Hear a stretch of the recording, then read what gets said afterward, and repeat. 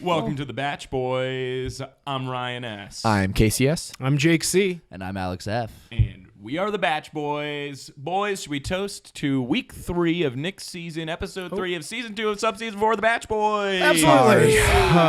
Cheers. Cheers. Glug, glug, Cheers. glug, Cheers. glug. Ooh, this is good. That is sweet. Yeah, that is tart. That is going to give me diabetes. I will not be drinking that. Oh my God, it's already happened.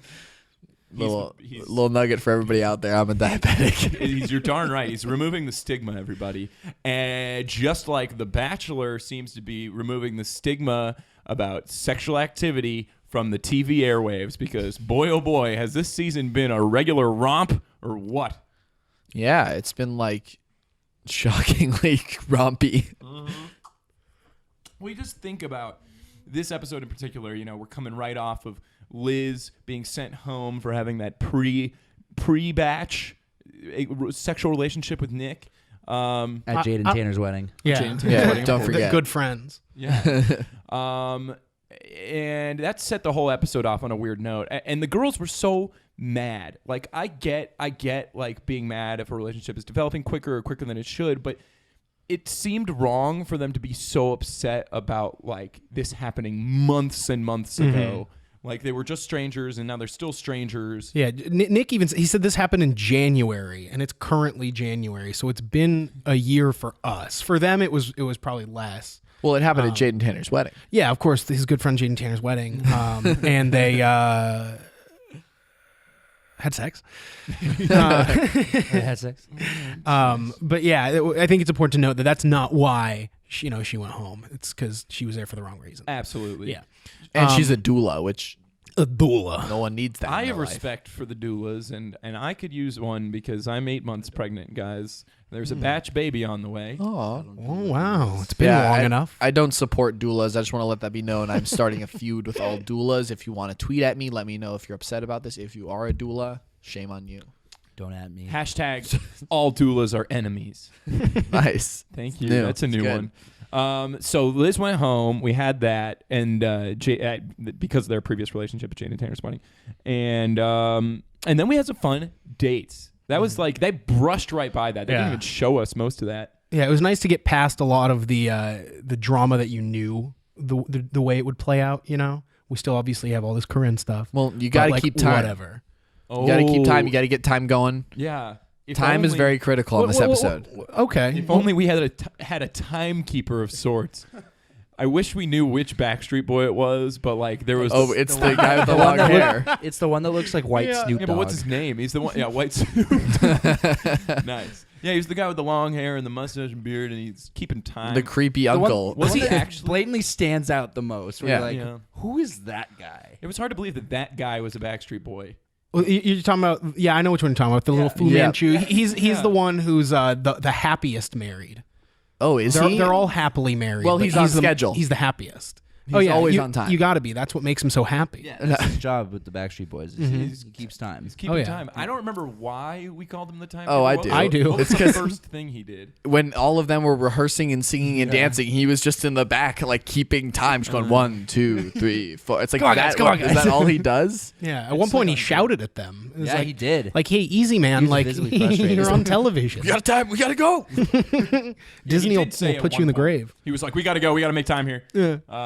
Really It's on the top weirdest of it. thing. And that's the most exciting thing about the Backstreet Boys, not the fact that they were, all-time greatest hits of our childhood, which they did that song. Remember when they sang the song with the girls in the house? I thought that was cool. That was like a Yeah. special moment. Yeah, I like how you can tell some of them like purposefully kind of have to do like the thing to make their voice higher, and other ones just have given up and they just aren't as good. It's like, oh, They're real Front Street boys nowadays. Standing on the corner pandering for money. yeah. I wish I knew who the Backstreet Boys were. Nick Carter for That's sure. I literally knew. the only one I know is because of his brother. Yeah, wasn't, Nick's the one who forces the. Was that high Joey pitch. Fatone? Was Joey Fatone? Joey No, he's Fatone's in in sync. sync. So is See, I Lance thought- Bass. and I liked Justin them better. And JC and Justin Timberlake, and then there's the unknown JC. of their group, JC. their timekeeper. The timekeeper. Who's the timekeeper of the Batch Boys? Oh, it's Daniel. It's definitely It's Daniel. It's yeah. definitely Daniel. Who's not here tonight in case you couldn't He's tell. keeping time. Yeah, he's full to Elsewhere. bursting on all of our time. Yeah. You're darn tootin'. You're darn tootin'. And you know what else was tootin'? Those dance moves. They were rootin' and tootin' and dancing their hearts out on stage with the Backstreet Boys. I don't remember. Was there an objective for that one? Oh, the private solo Oh, serenade. that was Yeah. painful to That watch. was questionable. Where everybody's just staring. Like, could you imagine being at this iHeartRadio show and expecting to see the Backstreet Boys? Instead, you get Nick and a bunch of women coming out and getting serenaded, and you have to watch him hold her very closely and dance back and forth for And like kiss in front of all the girls. a That full was song. baller. Yeah. Yeah. Meanwhile, keep in mind, this was Danielle L., who's Danielle B's pick. Danielle B. You gotta keep him. You gotta keep him the Danielle straight. It's Danielle B's pick, and if he was here, he'd defend her to the death. So I think Yeah. we take this opportunity to tear her down a couple pegs. Oh, I mean, I'm down. okay. I don't The know how thing to. you She's guys actually lead. She's nice. I don't know how to. She does seem very nice. Look, the thing that I like centered on with this date that I thought was so weird is like, of course, all right. So there was like a sea of young fans out there of the Backstreet Boys. Presumably, a good portion of them are Batch Nation because Batch Nation is wide-reaching.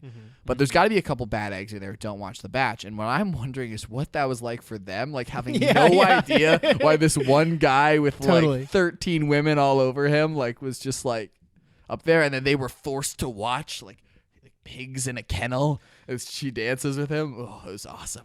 Yeah, it was. I liked when they panned to the crowd, and you can tell like who was like happy to be there, some and who was people- confused, and who just didn't even know that there would be cameras present, and didn't dress or act Didn't sign in any accordance forms. to that. They just turned the camera to sea of blur, just a big mosaic blur over all these people they didn't get the rights to.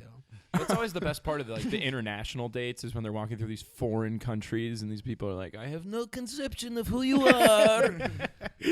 Although their country of origin probably has the Bachelor at this point. There's like a Turkish Bachelor, an Australian That was a really good Bachelor. Kentucky accent.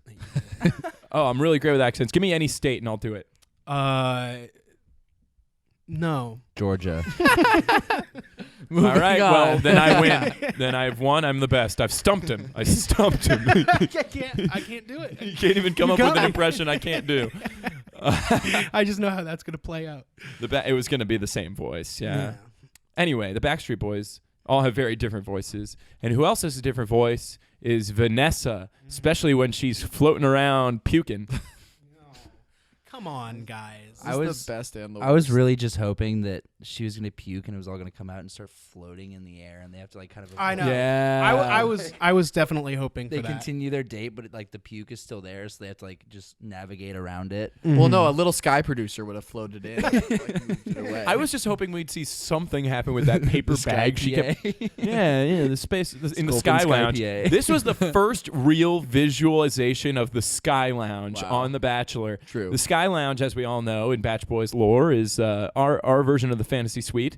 It's our copyright-free version of the Fantasy Suite, and I'm pretty sure it would be something like that zero-G plane, the Fantasy or the Sky Lounge. rooftop dinner they had after where he cried for her. Mm-hmm. Oh my God. Yeah. Is it just me, or was this the first time we've seen Nick act like an adult? It was the first time we saw him have real feelings, and And it broke him down to it was tears. so overwhelming for him. Yeah. Clearly, he's ready to be a man and a father with tears shed so easily. I think for me, I think 3 out of 4 of us, 3 out of 5, because I don't think Alex got a pick on this, but we picked Vanessa as the Bachelorette, right? Mm-hmm. I think like this just sealed the deal for me. Like she's too good for Nick. You could kind of see she is. I mean, look, like Vanessa, you could see in the dynamic that she was like dominating the conversation. Like she was pulling stuff out of him. I felt like it's what she does for a living. Yeah. You know. what And is she? she's a special education teacher. Oh, And so it's, her job to be, patient and understanding and caring and knowledgeable and just mature and adult and beautiful. And what else, Casey? Nothing. Yeah, I don't think so. Nope. But yeah, it was so cool being able to see Nick like not have to worry about all these hijinks and drama and bouncy houses I do have a theory though. and hot tubs. Oh no. Per usual, I have Another a theory. We're running out of I don't space for think- these theories. Look, I don't think that he was crying because he was so touched by like their connection. I think he was crying because he was genuinely afraid of heights and looking over her shoulder at the skyline below. Well, we know Nick loves the Green Bay Packers, but we don't know that how he feels about heights, and it's surely possible, Case. We'll have to do some Batch Boys reconnaissance into that. Wonder how he feels about Jordan Rodgers. If he's a Green Bay Packers fan, I wonder how he feels about Aaron Rodgers' brother. Oh, Should do some research on that. Interesting. let's speculate. I bet he hates him. Oh yeah, 100%. Oh, I bet he. Well, If Aaron Rodgers doesn't talk to him, but he's really good friends with Chris Sewells, right? As we saw in the first episode, and Chris Sewells is a farmer, so he must work with goats all the time. So it only makes sense through that 4 or 5 degree separation that he would be a fan. Where's Kevin Bacon in all of this? I didn't miss the Well, Kevin Bacon part. there's also pigs, Oh, goats and that's pigs good. and bacon. Yeah, so I can riff. 6 degrees, killing the game. Thank you. We got it. Batch Boys. It was just connecting all the threads, one farm animal at a time. Yeah. Speaking of farm animals, Well, I just actually finish that transition. you want me to? Oh yeah, please. please. do. I'd love to know where that's going.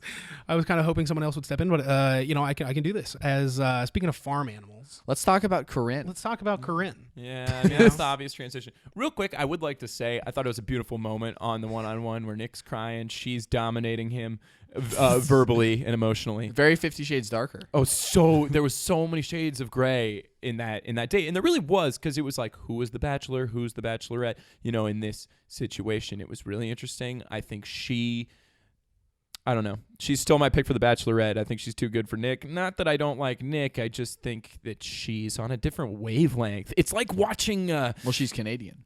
Exactly. It's like watching a She's Canadian. French Canadian. Bonjour. she just Yeah. seemed more mature. And cheer.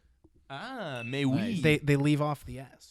Yeah, on a serious note, you're right. She is just more mature Yeah, than him. that's I mean, what I he got. cried Yeah. at his first sign of emotion instead of just making out with like the 12-year-old that Corinne is. Well, no, hold on. I don't think we should knock that. I think emotion is a powerful thing, and it's a mature thing. I don't think there's anything wrong with crying or feeling. I feel like those are Definitely not. Definitely not. no. I There's cry something wrong all with the cry- time. I cry There's so something much. wrong. I'm with crying Nick under the feeling. table right now. I'm crying at all times of the day. And He's crying out of his pants. yeah, So- I have an apparatus that sucks my tears in, and just kind of soaks the carpet. And you heard it here Yeah, first. So yeah, we Casey's diabetic, and I have foot tears. I have bunions. Phil, what do you have? I'm just not gonna go there. Woohoo! A spoiler or He's got cliff